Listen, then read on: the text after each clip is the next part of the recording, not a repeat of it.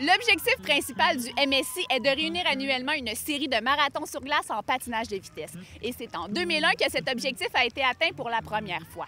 Et depuis, cet organisme et bien d'autres, dont les patineurs maîtres du Québec, ne cessent de faire progresser ce sport pour ultimement proposer la discipline au programme olympique d'hiver.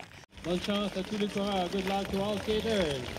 J'aimerais que ça se passe aux prochains Jeux olympiques, mais il faut être réaliste. Peut-être dans les 3 prochains Jeux, peut-être, le 3e. Ce serait quoi les grandes étapes déterminantes à franchir avant d'y arriver? Mais continuer comme on fait là, organiser des marathons un peu partout et d'agrandir le réseau. On a seulement 2 tours à faire pour terminer le 25 km. D'abord, il faut rendre le sport populaire. C'est ce qu'on essaie de faire. C'est pour ça qu'on a une série qui se répète à différents endroits, comme aux États-Unis, en Ontario et même dans l'Ouest canadien, pour essayer de faire connaître notre sport. J'aimerais bien voir cette discipline aux Olympiques. Je trouve que ça a vraiment... ça devrait être là, dans le fond, un marathon. Quels sont les types de patins que vous avez le droit d'utiliser pour ce type de marathon-là? Oh, dans le fond, n'importe quelle sorte de patin, mais les patins de vitesse, il y en a 2 sortes. Il y a un patin de vitesse plus traditionnel, la plupart avec une lame clap, et puis les patins nordiques, qui est dans le fond une lame qu'on accroche après une bottine de ski de fond. La précision du chronométrage est une partie essentielle dans ce sport, puisqu'il ne faut pas plus que quelques secondes pour séparer les gagnants des participants. Le système de chronométrage est en fait assez simple et puis très performant. Donc, c'est une puce électronique que le patineur porte à la cheville. Cette puce électronique identifie le patineur, sa catégorie, son âge.